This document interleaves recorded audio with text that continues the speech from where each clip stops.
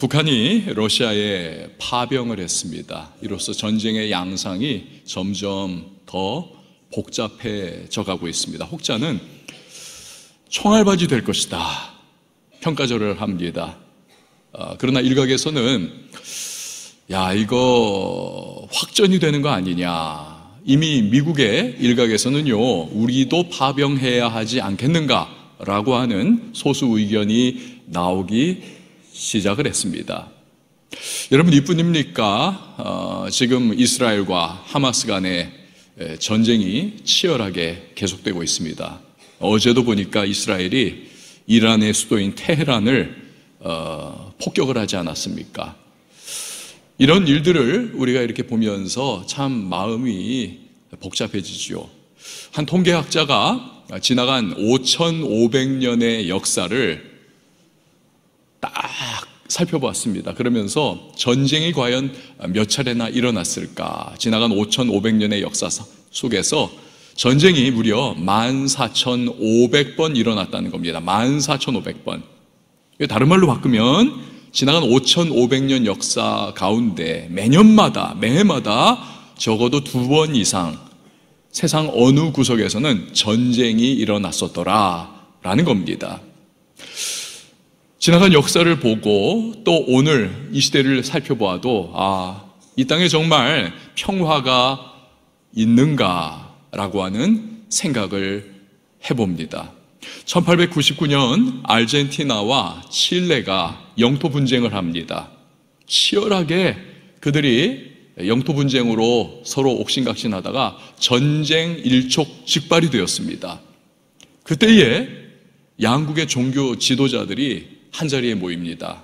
이래서는 안 되겠다. 우리가 무언가 해법을 찾아야 하지 않겠는가. 그래서 양국의 국민들을 설득을 하기를 시작을 합니다. 전쟁과 증오는 우리 후손에게 피해 보복만을 물려줄 뿐입니다. 오직 사랑만이 양국의 평화를 유지하는 길입니다. 호소하고 설득하고 결국 이 아르헨티나와 또 칠레가 그 중간에 있는 안데스 산맥 국경이지요. 여기에다가 서로를 향해 포격을 하려고 준비를 해놓은 대포를 철수를 시킵니다. 그리고 그 대포를 녹여가지고 예수님의 상을 하나 만듭니다. 여러분이 지금 보시는 것과 같은 바로 저거예요. 대포를 녹여가지고 예수상을 만든 겁니다. 그리고 그 밑부분에 성경 말씀을 이렇게 새깁니다. 예수는 우리의 화평이신지라 둘로 하나를 만드사. 너무 다르고 너무나 비교되고 너무나 갈등하던 둘을 하나로 만드는, 화평하게 만들고 평화하게 만드는 그분이 바로 예수님이시다. 여러분 그렇습니다. 예수님은 화평과 평화를 주시는 분이십니다. 예수님의 별명 중에 하나가 평화의 왕입니다. 예수님의 별명 중에 하나가. 그런데 예수님이 주시는 평화 중에 평화가 있습니다. 바로 우리를 하나님과 평화하게 해주십니다. 그게 나와 무슨 상관이 있는가? 아니요. 엄청나게 상관이 있습니다. 우리 모두에게 상관이 있습니다. 왜 그럴까요? 왜냐하면 우리들 인간 모두가 겪는 불행과 고통과 괴로움과 질병과 우리의 비극들, 그 모든 아픔들, 그 원인을 거슬러 올라가 보면요, 그것은 바로 하나님과의 깨어진 관계에서 시작되기 때문입니다.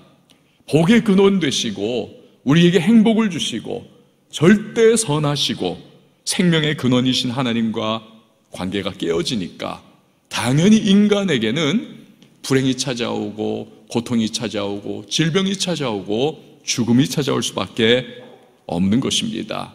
그렇다면 왜 우리는 하나님과 깨어지게 되었을까요? 그것이 바로 죄 때문입니다. 죄.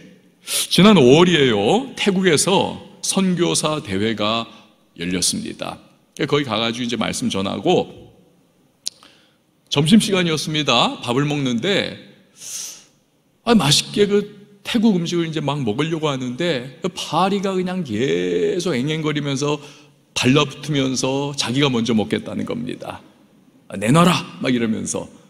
그래서 이 파리를 쫓으면서 부지런히 먹고, 그러면 파리는 또 달라붙고 또 쫓고, 파리와 하여튼 얼마나 씨름했는지 모릅니다. 그러면서 갑자기 그 생각이 드는 거예요. 이 파리는 전 세계 어디나 똑같구나. 여러분 그렇지 않습니까? 그냥 하여튼 먹는 거 달라붙어서 먹으려고 하는 그 파리의 본성입니다. 한국 파리도 그렇고 태국 파리도 그렇고 미국 파리도 그렇고 일본 파리도 그렇고 유럽 파리도 그렇고 프랑스 파리만 그렇지 않아요. 다 그래요. 다 똑같아요. 그냥 뺏어 먹으려고 이게 파리의 본성인 것입니다. 여러분 죄도 마찬가지입니다. 죄의 본성을 가지고 있는 우리들 인간은요, 세상 어느 곳에 있는 인간이라 할지라도 또 인간 사회라 할지라도 똑같습니다. 갈등이 있고 미움이 있고 원망과 불평과 절망이 있고 해서는 안 될 짓들 하고 범죄가 저질러지고 심지어는 살육이 일어나고 전쟁의 참화 속으로 사회를 세상을 끌고 가는 이러한 참담한 모습들을 보는 것입니다. 이 죄의 본성이 역사하지 않는 곳은 소위 유토피아라고 하죠. 이 세상 현실 사회 속에서는 찾아볼 수 없습니다. 그건 소설가들의 소설 안에서나 찾아볼 수 있는 거지요. 죄의 본성으로부터 자유한 사람은 없습니다. 성경은요, 극단적으로 모든 인간은 죄인이다 라고 정의를 딱 내립니다. 반발하는 분들이 계세요. 내가 무슨 죄인이냐. 또 이런 생각하시는 분도 계세요. 그럼 천진난만하고 순진무구한 젖먹이들도 죄인이냐. 걔네가 무슨 잘못하는 게 있느냐. 이 기독교 역사를 보면요, 굉장히 굵직굵직한 신학자들이 계십니다. 성경을 연구하고 교리를 우리에게 가르쳤던 분들. 그 중에 한 분이 어거스틴이라고 하는 분이십니다. 근데 이 어거스틴이 젖먹이를 보니까 인간은 죄인이라는 거예요. 옆집에 있었던 아기가 젖먹입니다. 배고프니까 엄마가 젖을 물려줬어요. 잔뜩 먹고 포만감에 졸고 있습니다, 아기가. 그런데 옆집 아기가 울어요. 엄마가 젖을 안 준 겁니다. 아니, 엄마가 몸이 약해서 젖이 안 나오는 거예요. 그래서 이 엄마가 자기 아기 다 먹였고 젖이 남아있으니까 그 집 아기 불쌍해서 젖을 물렸습니다. 그런데 그걸 본 이 아기가요, 자기는 배가 그냥 빵빵하게 나와가지고 트럼꺽하고는 포만감에 젖어 있었으면서도 불구하고 옆집 아이 우리 엄마가 젖 물려줬다고 해가지고 애가 말도 못하면서도 얼굴이 그냥 새파랗게 질리더라는 거예요. 그걸 보면서 야, 인간은 젖먹이나 나이 든 사람이나 할 것 없이 자기중심성, 이기심, 악한 본성, 이게 다 똑같구나. 그래서요, 이 말이 맞습니다. 죄를 지어서 죄인인 것이 아니라 죄인이라서 죄를 짓는 겁니다. 나는 그거 안 하고 싶었어요. 그렇게 하고 싶지 않았어요. 왜 그렇게 합니까? 우리 인간이 죄성이 안에 있기 때문에 그렇습니다. 죄성이. 그런데 성경이 말씀하는 이 죄인, 이것을 우리가 조금 더 정확하게 이해할 필요가 있습니다. 죄라고 하는 것을요, 이 죄, 성경의 원어인 헬라어로 하말티아라고 합니다. 하말티아. 이 하말티아의 뜻은 화살을 쐈는데 관역을 빗맞춘 것을 의미합니다. 그리고 그 관역은 하나님이에요. 하나님의 뜻을 의미하기도 합니다. 그러니까 하나님께서 우리에게 원하시고 기대하시는 삶이 있고 방향성이 있습니다. 하나님을 따라 사는 것이고 하나님과 관계하며 살아가는 것이고 하나님의 뜻을 따라 살아가는 것입니다.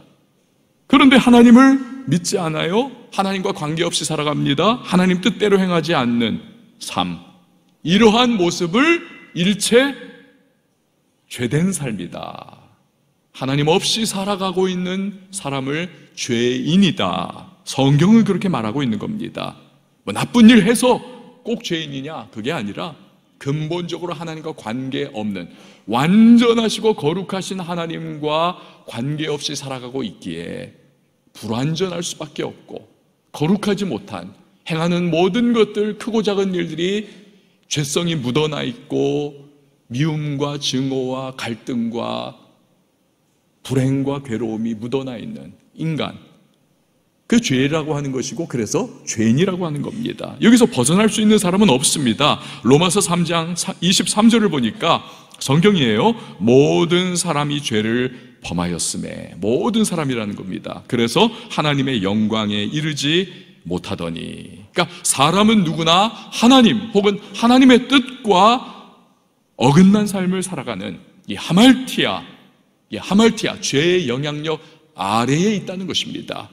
문제는요, 하나님은 행복과 생명의 근원이시기 때문에 이 하나님으로부터 멀어져 있고 끊어져 있는 사람은 결국 필연적으로 그 삶에 생로병사의 고통이 찾아오고 불행이 찾아오고 인생의 괴로움 속에 몸부림치며 살아갈 수밖에 없는 것입니다. 마치 빛이 차단이 되면 필연적으로 어두움이 임하는 것과 같은 원리죠. 그래서 인생살이 내내 괴로워하다가 생로병사를 겪고 마지막에는 영원한 사망과 지옥에 떨어질 수밖에 없는 겁니다. 심판받는 거죠. 로마서 6장 23절 성경 말씀이죠. 죄의 싹슨, 죄의 대가, 죄의 결과라는 거예요. 사망이요, 죽음이라는 겁니다. 히브리서 9장 27절 성경 말씀은 한 번 죽는 것은 사람에게 정해진 것이요 그 후에는 심판이 있으리니. 이 심판은 영원한 심판입니다. 천국이냐 지옥이냐의 심판인 거죠. 그러니까 얼마나 불행합니까? 여러분, 인생을 일컬어서 그 말 하잖아요. 고해다, 고통의 바다. 철부지 어린아이 쩍이나 그때나 좋다고 그냥 행복한 거 즐겁다 이러죠. 철들면 인생 힘들다, 어렵다, 심지어는 왜 사나까지 나가는 겁니다. 그러다 생로병사의 괴로움이 끊임없이 밀려오고 이 땅에서 괴로운 것뿐만이 아니라 그 괴로움이 영원한 괴로움으로 이어지게 된다. 여러분, 우리가요, 물론 인생에 대해서 희망을 노래하는 것, 그거 참 좋은 일이죠. 무슨 위대한 업적을 이루어내는 것, 그것도 대단한 일이죠. 부럽습니다. 어떠한 우리나라 굴지의 대기업을 만드신, 지금은 세상 떠나신 어떤 회장님, 그분은 아침에 눈 뜨는 시간마다 막 희망의 심장이 뛰었다고 하지 않습니까? 오늘은 내게 무슨 일이 일어날까? 오늘은 어떤 좋은 일이, 어떤 대단한 일이 내 삶에 찾아올까? 야, 그런 인생 살면 얼마나 해피하겠습니까? 그렇지만 여러분, 우리의 인생이 영원이라고 하는 시간에 비교하면 그 모래사장에 어마어마한 모래 가운데 한 알, 그게 우리의 인생일 따름인 거죠. 눈 깜짝할 사이에 지나가는 거 아닙니까? 그렇기 때문에 이 죄 문제를 해결하지 못하면, 하나님과의 관계가 회복되지 않으면 이 땅에서 우리가 희낙낙하며 살아가고 좋다 하면서 살아가는 것들 일장춘몽이 될 수밖에 없는 겁니다. 죄 문제 해결할 때, 하나님과의 관계가 회복될 때 비로소 인생은 진정한 의미를 갖게 되는 것입니다. 서양에서는요, 좀 이제 우리나라하고 좀 이제 문화가 다른 부분이 많잖아요. 우리나라는 공동묘지, 그러면 어떻습니까? 진짜 공동묘지예요. 아주 그냥 서늘하고 그냥 월하의 공동묘지 그래가지고는 막 이상한 느낌 들고 을씨년스럽고 산 위에 이렇게 있잖아요. 근데 서양에서는 공동묘지가 산 아래, 그것도 우리 동네 교회 뒷마당이라든지 또는 그 동네에 잔디밭 쫙 펼쳐진 곳에 이렇게 공동묘지가 있습니다.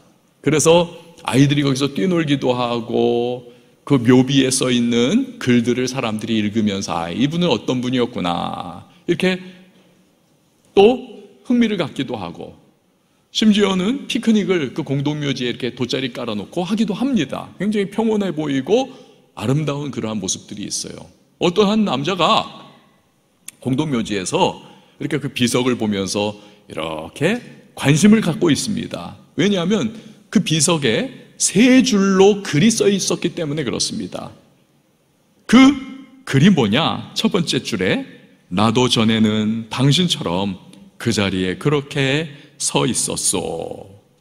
그 글을 보니까 이 사람이 꽤나 유머가 있던 분인 것 같다. 그래서 미소가 지어지더라는 거예요. 그런데 두 번째 줄, 나도 전에는 당신처럼 그곳에 서서 그렇게 웃고 있었어. 그래서 좀 긴장이 되더라는 겁니다. 드디어 마지막 셋째 줄, 이제 당신도 나처럼 죽을 준비를 하시오. 여러분, 이게 우리 인생이 결국에는 직면하는 분명한 미래가 아닙니까? 다가옵니다. 그럼 우리가 어떻게 영원을 준비할 수 있을까요? 어떻게 죄의 문제를 해결하고 어떻게 하나님과의 깨어진 관계를 다시 회복시킬 수 있겠습니까? 그 해답이 바로 예수님인 것입니다. 하나님은 우리가 죄로 인하여 멸망하는 것을 결코 두고 볼 수가 없었습니다. 그래서 하나님의 아들 예수님을 이 땅에 보내어 주셨습니다. 예수님은 죄의 지읒자도 모르시는 분이세요. 거룩하시고 성결하신 예수님이십니다. 근데 그 예수님께서 우리가 받아야 할 모든 죄의 형벌과 깨어진 하나님과의 관계로부터 우리가 당해야 할 심판과 모든 저주를 예수님이 친히 그 한 몸으로 십자가에서 다 담당해 주셨습니다. 그래서 피 흘려 주셨고 못 박히셨고 결국 그가 십자가에서 대신 죽어 주셨습니다. 죄의 싹은 사망이라고 하지 않았습니까? 죄의 결과, 죄의 대가는 사망이다. 즉 예수님이 우리 위하여 죄의 값을 다 죽음으로 치러 주신 겁니다. 죽음으로써.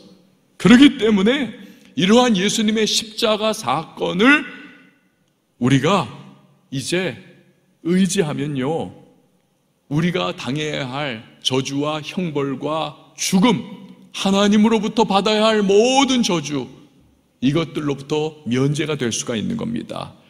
왜냐하면 예수님이 십자가 사건을 통해서 나를 위하여 대신 그 모든 것들을 감당을 해 주셨기 때문에 그렇습니다.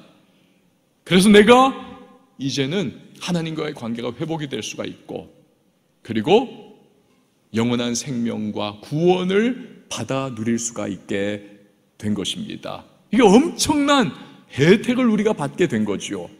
그래서 나폴레옹이 이런 말을 했습니다. 소크라테스가 만약에 이 방 안에 들어온다면 우리는 다 일어서서 그를 칭송해야 할 것이다. 하지만 예수께서 이 방 안에 들어오신다면 우리는 다 엎드려서 그분을 경배해야 할 것이다. 여러분, 바로 그 말이 맞아요. 그렇기 때문에 우리가 오늘도 전 세계 20억 명의 크리스천들이 일요일만 되면 교회에 나와서 우리에게 구원의 길을 열어주시고 우리의 죄악이 용서받는 길을 열어주시고 하나님과의 깨어진 관계가 회복될 수 있도록 그 십자가의 놀라운 일을 이루어주신 예수님을 찬양하고 예수님을 높이고 예배를 드리는 것입니다. 자, 그러나 모두가 이 은혜를 누리는 것은 아닙니다. 예수님이 십자가에서 행하신 이 일을 믿는 사람이, 믿음으로 받아들이는 사람이 그 혜택을 누릴 수가 있는 것입니다. 성경에서 가장 핵심적인 구절을 하나 찾으라. 이 두꺼운 성경에서 가장 핵심 구절 하나를 뽑으라. 요한복음 3장 16절입니다. 우리 같이 한번 읽어봤으면 좋겠습니다. 시작. 하나님이 세상을 이처럼 사랑하사 독생자를 주셨으니 이는 그를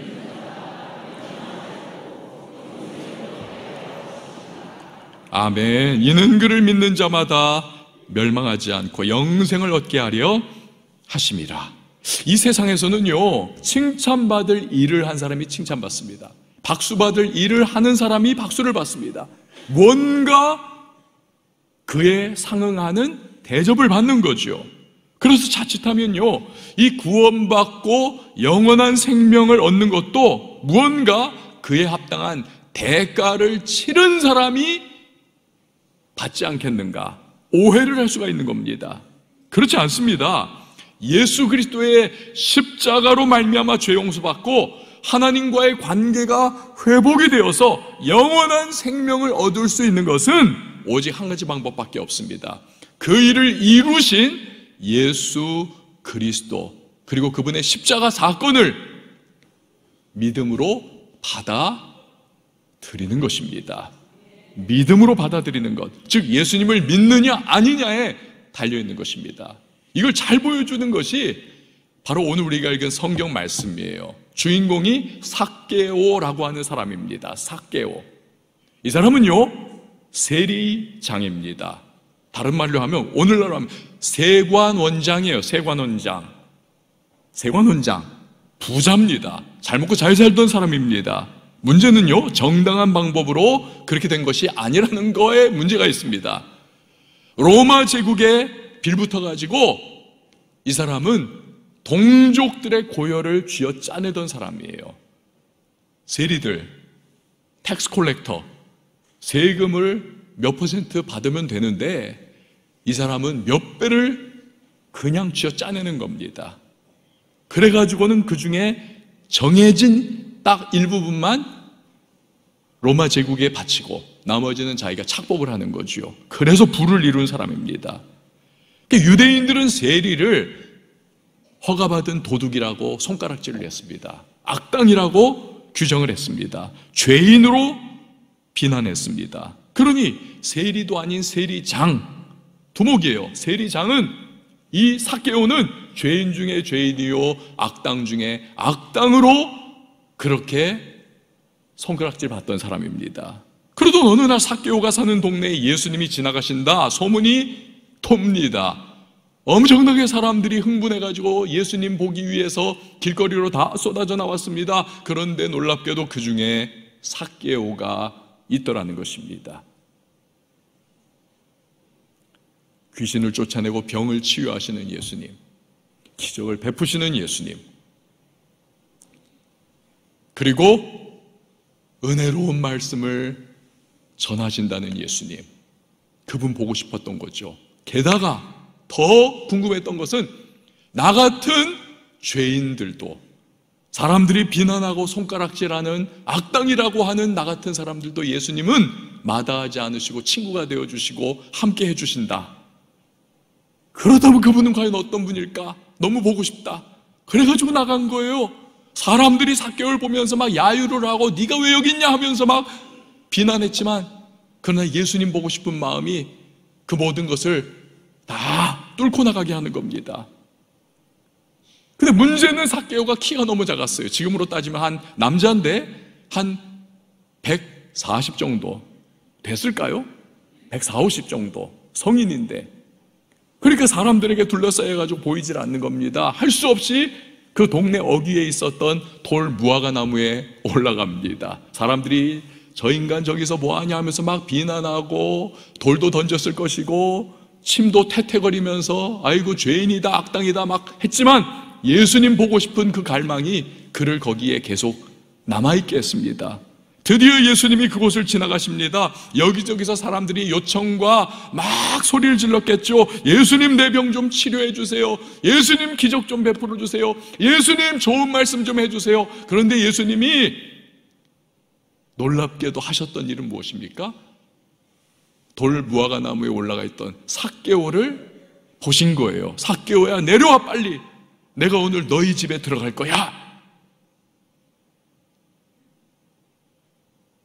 예수님은 신적인 능력으로 생전 처음 보는 삭개오의 이름을 알고 계셨습니다. 그리고 그의 인생을 완전히 송두리째, 아니 영원히 바꾸어 놓을 만남으로 초대하신 겁니다. 이 초대는요, 삭개오가 어떤 사람인지, 그가 어떤 평판을 받는 사람인지, 그가 어떠한 과거의 삶을 살았는지와는 상관없습니다. 이 초대는 주권적인 초대였습니다. 그리고 은혜로 부르신 것이었습니다. 여러분요, 우리도 마찬가지입니다. 하나님이 우리를 그분과의 만남, 즉 구원으로 초대하실 때 우리를 어떤 조건을 보고, 우리의 어떤 배경을 보고, 우리가 착한 사람인가 나쁜 사람인가, 우리의 평판을 보고 부르지 않습니다. 만약 그런 기준으로 우리를 부르신다면 완벽하시고 완전하시고 거룩하신 흠과 점과 티가 하나도 없으신 그 하나님 앞에서 누가 의롭고 누가 남보다 더 낫다? 50보 100보예요. 하나님의 기준으로 바라보면 여러분, 그분 앞에 설 수 있는 사람은 아무도 없는 겁니다. 오직 하나예요. 오직 하나. 그분의 주권적인 선택, 그 선택으로 우리를 부르신 겁니다. 그래서 기독교를 일컬어서 은혜의 종교다. 그리고 기독교인들은요, 구원을 일컬어서 은혜로 받는 선물이다 라고 하는 것입니다. 은혜로 받는 선물이다. 잔인한 노예 상인이었습니다. 그러다가 구원받아가지고 인생이 뒤집어지고 나중에 목사님도 되었어요. 존 뉴턴. 이분이요, 이런 말을 했습니다. 천국에 가면 내가 3번 놀랄 거야. 첫 번째는 왜 놀라냐 하면 여기 꼭 와 있을 거라고 생각했던 사람이 없어서 놀랄 것이고, 두 번째는 아니 저 사람이 어떻게 여기 왔을까? 그래서 놀랄 것이고, 세 번째는 내가 여기 있네? 그래서 놀랄 것이다. 천국에 가면. 여러분 그렇습니다. 하나님의 부르심과 구원은 우리의 어떠한 기준이나 우리의 어떠한 조건이 아닙니다. 오로지 은혜로 주시는 선물인 것입니다. 세상에서는요, 무언가를 얻으려면 반드시 값을 치러야죠. 평생 우리가 그렇게 살다 보니까 어떤 분은 하나님이 주시는 구원, 하나님과의 회복, 영원한 생명, 이걸 얻는 것도 내가 뭘 해야 한다라고 생각을 합니다. 그래서 자꾸 좋은 일, 선한 일, 이거 하면 내가 구원받는가? 이거 하면 내가 하나님이 인정해 주시는가? 착각을 해요. 어떤 분은 내가 고행을 하면 천국 갈 수 있는가? 착각을 합니다. 또 반면에 어떤 분은 나는 살면서 잘한 일도 없고 착한 일도 못했고 남도 잘 못 도와줬고 내가 한 것은 인생 후회할 일 가득했었고 내가 어떻게 천국 간다라고 내가 말할 수 있겠나? 내가 어떻게 하나님 찾을 수 있겠나? 내가 무슨 낯짝으로 교회를 갈 수 있겠나? 아예 자포자기하는 분도 계세요. 여러분 다시 말씀드리지만 구원과 영원한 생명은 은혜로 주시는 선물인 것입니다. 왜냐하면요, 우리의 범위를 넘어선 너무나 가치 있고 너무나 귀중한 것, 내가 감당할 수 없을 만큼 너무나 귀한 것은요, 내 힘으로 얻어낼 수 없는 것은요, 그걸 주는 분의 선물로서만 우리에게 주어지는 것입니다. 구원이 바로 그런 것입니다. 구원과 영원한 생명은 은혜로 주시는 선물인 것입니다. 너무나 귀한 것이기에, 값으로 따질 수 없는 것이기에, 내가 그 무엇을 대가로 치르더라도 나로서는 그것을 받아낼 도리가 없어요. 그래서 하나님께서 그것을 우리에게 은혜로 선물로 주시는 것입니다. 근데 한 가지 기억할 것이 있어요. 숨 좀 한번 돌리시고요. 한 가지 기억해야 할 것은 은혜로 주시는 선물인 이 구원을 우리는요, 믿음으로 받아들여야 한다는 것입니다. 믿음으로 받아야 한다. 믿음으로. 누가요, 정말 어마어마한 선물, 이걸 내게 주려고 하는데 내가 고맙습니다 하면서 받지 않으면 아무리 선물 준비했어도 내 것이 될 수가 없는 겁니다. 미국의 대통령 중에 앤드루 잭슨이라고 하는 분이 있습니다. 우리나라도 여러분 광복절 같은 데 특사 있잖아요. 광복절 특사, 사면령. 미국도 그렇습니다. 독립기념일 때 주로 이제 사면령을 내리거든요. 앤드루 잭슨 대통령이 여러 죄인들을 사면령을 내렸는데 그 중에 한 사람이 조지 윌슨이라고 하는 사람이었습니다. 이 사람은 사형수예요. 그런데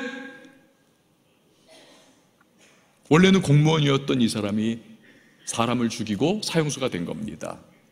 그의 친구들이 워싱턴 DC 미국 정가에 굵직굵직한 사람들이었던 것 같아요. 로비를 벌이고 탄원서를 막 작성을 하고 해가지고 결국에는 대통령이 사면령을 그에게도 내렸습니다. 살아날 수 있게 된 거예요. 근데요, 이 조지 윌슨이 그 사면령을 거절을 합니다. 죽겠다는 거예요. 왜? 아마도 양심의 가책이 있었겠죠. 내가 사람 죽였구나. 내가 어떻게 이러고도 살까? 이 건이 연방 대법원까지 올라갔습니다. 그리고 결국 연방 대법원 판사가 이런 판결을 내렸습니다. 사형수가 용서를 거절하는 경우는 드문 일입니다. 그러나 사면을 거절한 자에게 특사령은 효력을 미칠 수 없습니다. 조지 윌슨은 본래 판결대로 사형되어야 합니다. 결국 그는 형장의 이슬로 사라져버리고 말았습니다. 여러분, 아무리 용서받을 수 있는 길이 제시가 되어도요, 받는 자도 제 역할을 해야 합니다. 그것을 감사함으로, 그것을 받아들여야 하는 거죠. 구원의 문제도 그렇습니다. 하나님이 예수님을 통해서 우리에게 하나님과 관계가 회복되는 길을 주셨고, 우리에게 구원과 영원한 생명이라고 하는 선물을 주시겠다고 하지만 우리가 감사합니다, 내가 받겠습니다, 믿음으로 받아들여야 그것이 내 것이 되는 겁니다. 그것이. 그러니까 오늘 성경에 나오는 삭개오를 보세요. 나무 위에 올라가 있었던 그를 예수님이 부르셨어요. 오늘 내가 너희 집에 들어가겠다. 급히 뛰어내려왔습니다. 예수님 모시고 자기 집에 갔습니다. 아마 예수님하고 식사했겠지요. 그리고 예수님이 복음을 말씀하셨을 거예요. 하나님에 대해서, 죄사함에 대해서, 구원받는 방법에 대해서 말씀하셨겠죠. 너무너무 기뻐하면서 예수님을 그가 영접을 하는 겁니다. 그래서 그가 구원의 백성이 되는 거예요. 그뿐이 아니에요.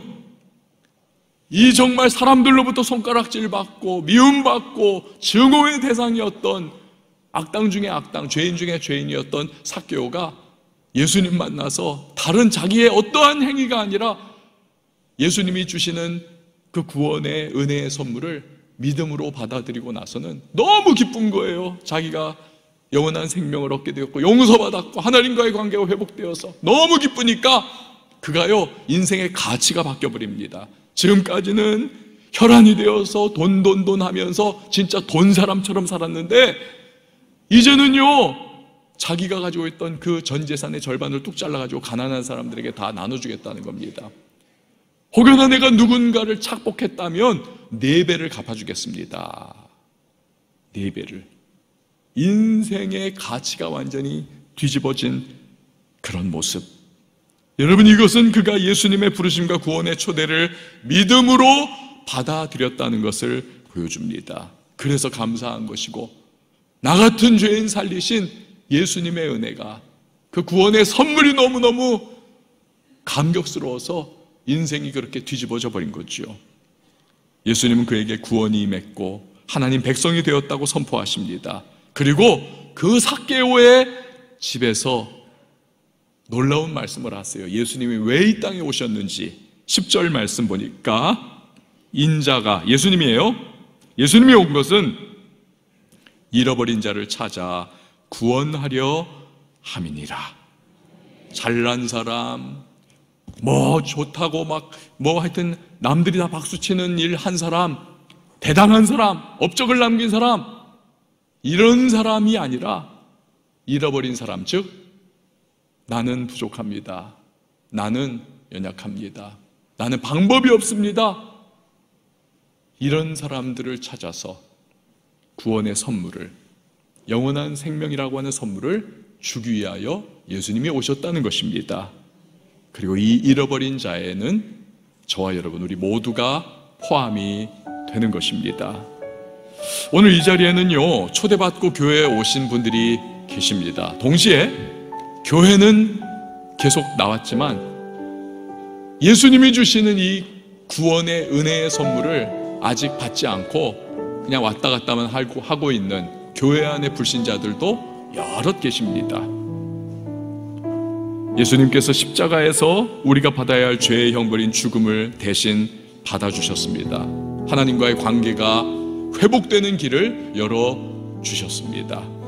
이 사실을 믿는 사람은 은혜의 선물인 구원과 영원한 생명을 누릴 수가 있게 되는 겁니다. 이 시간에 우리 찬양을 하나 좀 부르려고 하는데요, 초대받아 오신 분들은 당연히 이 찬양 모르시니까 그냥 들으십시오. 그리고 가사를 한번 눈으로 따라봐 주세요. 또 아시는 분들은 또 같이 따라 부르면 좋겠습니다. 우리 시간 함께 예수님에 대한 노래예요. 같이 한번 불러보도록 하겠습니다. 안개 속에서 주님을 보내 아무도 없을 것 같던 그곳에서 손 내미셔서 나를 붙드네 길 잃고 쓰러져가던 그곳에서 안개 속에서 주님을 보내 아무도 없을 것 같던 그곳에서 손 내미셔서 나를 붙드네 길 잃고 쓰러져가던 그곳에서 주 말씀하시네 내 손 잡으라고 내가 곧 길이요 진리 생명이니 나 그리를 보내 주 예비하시고 다른 길로 돌아서지 않으리 예수의 길 그 좁은 길 나는 걷네 주 손잡고 그 무엇도 두렵지 않네 주님 주신 약속 내게 있으니 세상의 길 그 험한 길 그러나 우리는 승리하네 성령으로 그 무엇도 바라지 않네 저 하늘에 내 소망 다시 한번 찬양합니다. 안개 속에서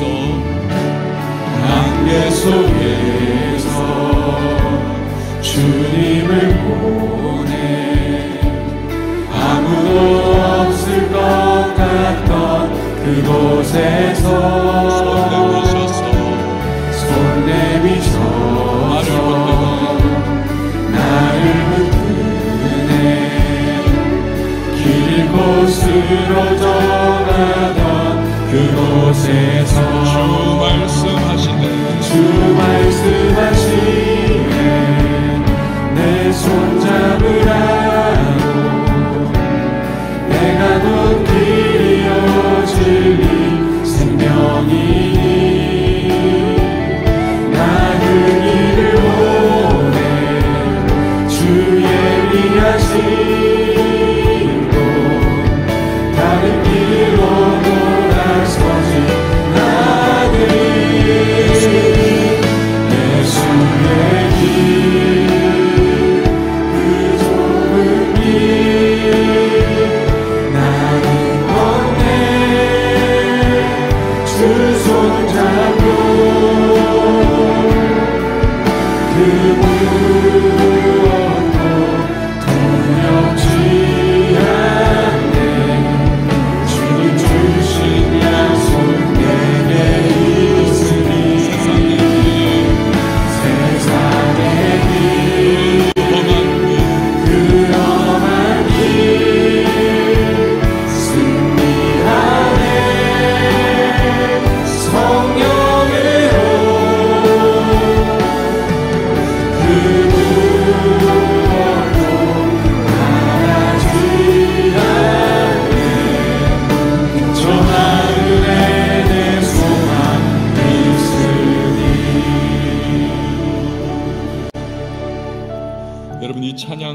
우리가 불렀습니다만 그 안에 예수님에 관한, 예수님을 따라 살아가는 인생, 여기에 대한 메시지가 담겨 있었습니다.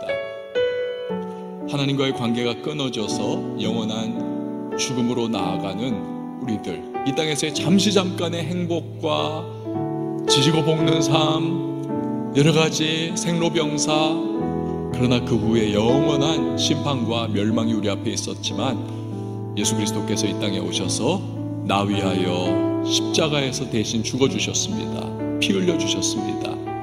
그 예수님, 나 위하여 행하신 십자가 사건을, 또 예수님이 내게 영생을, 구원을 주신다는 사실을 내가 믿음으로 받아들일 때 우리에게 하나님과의 관계의 회복의 길이 열리고 영원한 생명이 임하고 구원의 백성으로 살아갈 수가 있는 것입니다. 이 시간요, 우리 잠깐 기도하려고 합니다. 잠깐 눈을 감아주시면 좋겠습니다. 기도할 텐데요, 저를 한번 따라해 주시면 좋겠어요. 이 기도는요, 예수님을 내 마음에 영접하고 또 구원과 영원한 생명을 선물로 받는 기도입니다. 예수님이 주시는 구원과 영원한 생명의 선물 받기 원하신다면 믿음으로 기도를 따라해 주세요. 이미 교회를 다니시는 분들도 우리 처음 이 기도 따라 하시는 분들을 격려하는 마음으로 함께 해주시면 고맙겠습니다. 하나님, 저는 하나님 없이 살던 죄인입니다. 이 시간 하나님과의 관계가 회복되기 원합니다. 예수님이 십자가에서 나 위에 죽으심을 믿겠습니다. 예수님이 구원자이심을 믿겠습니다. 이제부터 영원까지 동행해 주십시오.